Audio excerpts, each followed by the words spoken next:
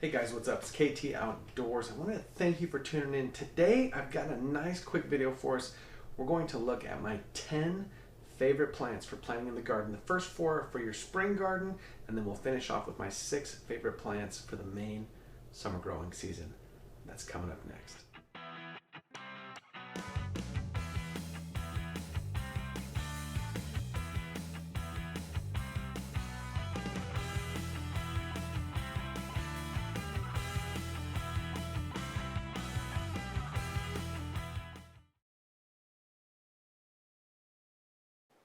All right, guys, coming in at number 10 is the wonderful plant that is called kale. So many varieties, so many amazing qualities.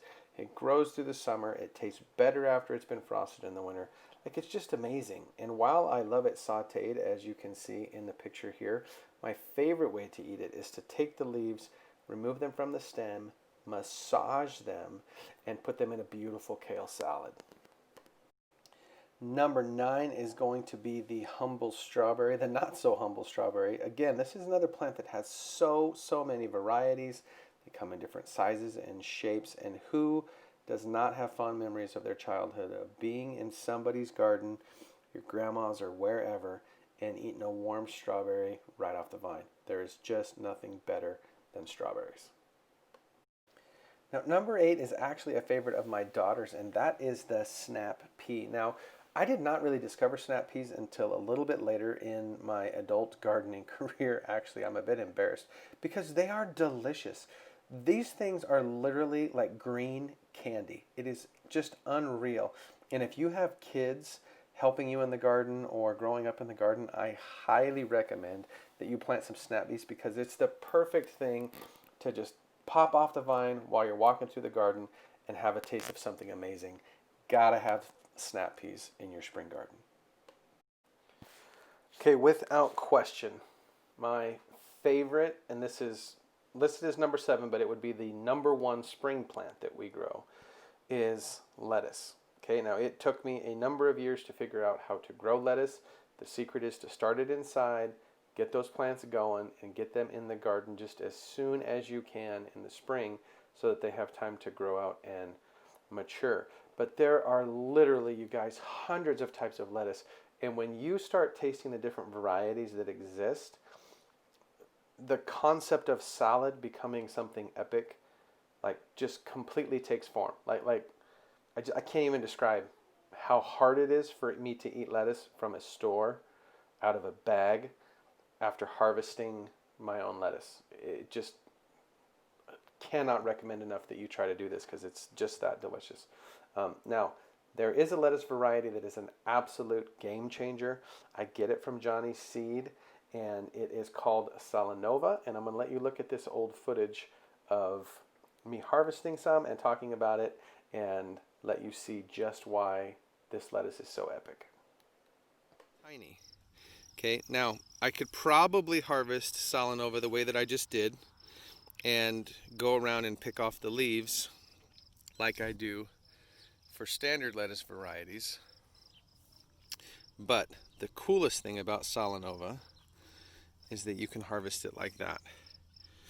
So literally, I just came through with a pair of garden shears, and I wrapped my hand around the whole plant, kind of like this, and I got this whole big bunch of lettuce in my hand, and then I snipped it right across the bottom.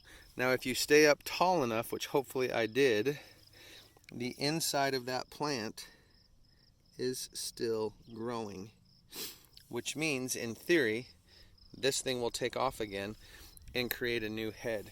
And I think, if I remember Curtis Stone, who I learned about Salanova lettuce from watching his videos, I think that he says that you can get 3 harvests out of this stuff. Now, I may have let it go too far, I don't know, but I just got a ton of lettuce, guys. I already put the harvest bucket up there in the shade so that I could wash it, but we'll go look at it. So there's 1, 2, 3, 4, 5, 6, 7, 8, 9, just 9 plants almost filled my bus tubs that I use for harvesting. Maybe not almost, maybe like 60%, 70% full. This entire thing, if I'd have harvested all of that, would have completely filled that bus tub. Would have been an absolute mountain of salad. And this is, man, I don't even know, less than 2 feet of space. I mean, there's my hand, right? So in a 2-foot square,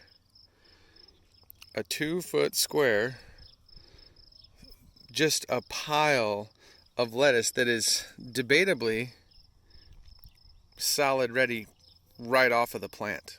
Like, this is a game changer. I'm loving this stuff. Let's go wash it up. Now, as you can see, I may have been a little bit long on my estimates of it filling this bus tub, but a bus tub is a very big container, which you can tell once my hand goes in there. And guys, I mean, like, just look at this. This is a ton of lettuce off of just that small little section that I harvest. This is all off of those 8 or 9 plants that were there. You can see how the individual leaves just fall away from themselves. They're small and easy to eat. It gets rave reviews from my wife and my brother-in-law and everybody else that I've given it to. It was the first year I grew this stuff, and like, it is just amazing. I mean, actually, it's the first part of January, and I've already ordered 1 batch of seeds. I did it over a month ago to make sure that I could get them, and that was Salanova lettuce, because I love it that much. So grow you some lettuce. I highly recommend Salanova. As you can tell, I really like Salanova lettuce. Drop down in the comments below if you haven't thought of doing it yet, and comment what's your favorite must plant thing for your spring garden. And if you haven't, maybe give this video a thumbs up, because it really helps us out with the algorithm so that more people can find this video and they can watch them too.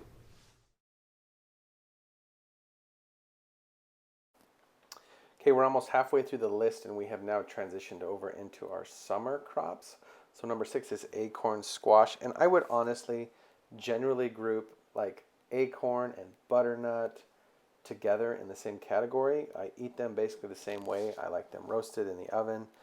I like to blend them up into like a squash creamy based soup, and it's creamy even without cream. So if you're looking to reduce dairy in your life, like a nice warm bowl of creamy squash based soups with a crusty loaf of bread in the wintertime is just, oh, so good.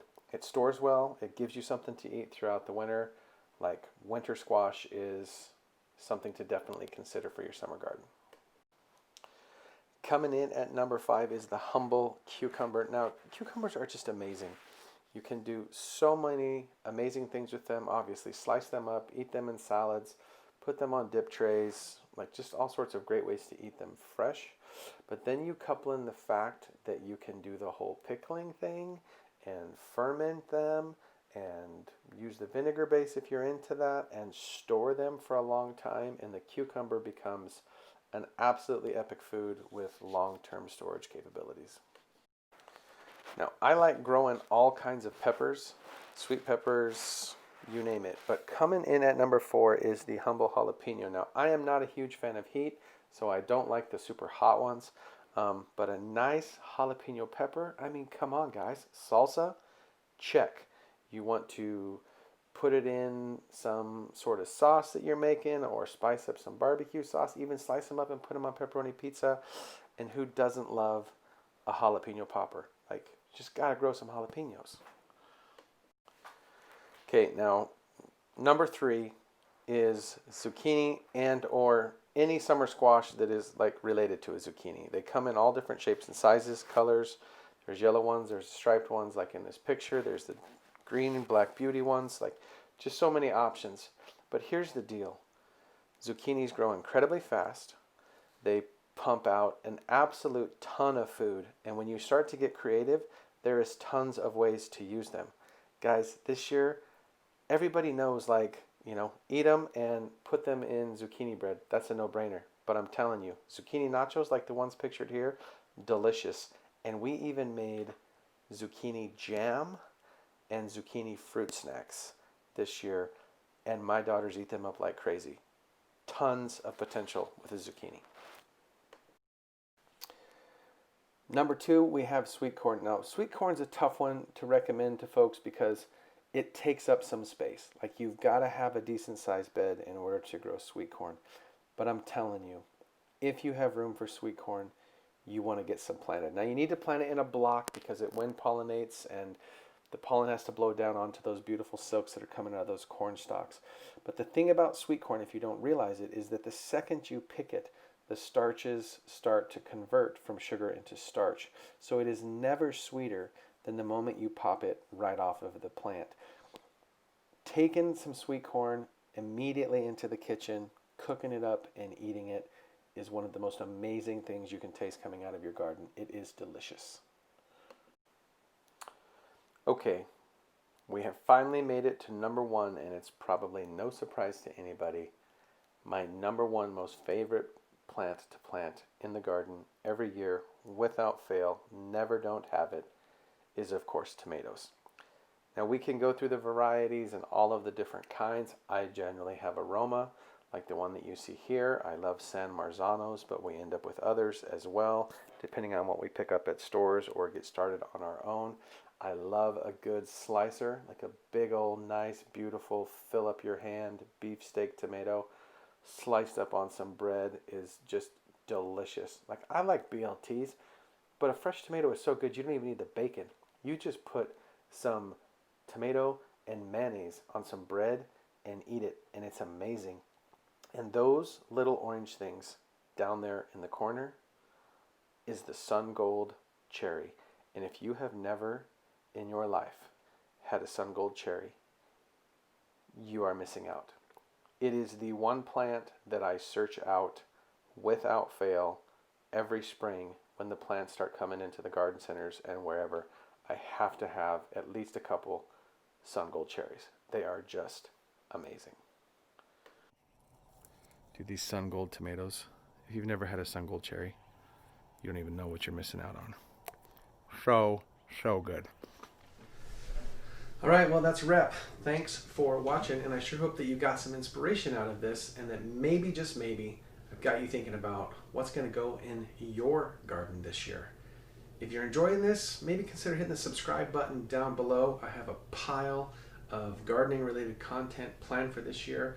We're going to drop it every Tuesday each week, all year long as things go according to plan. So thanks for watching, and we'll see you next time because, hey, it's too cold right now, but I'm still thinking about how much better life is when it's lived outdoors. We'll see you next time.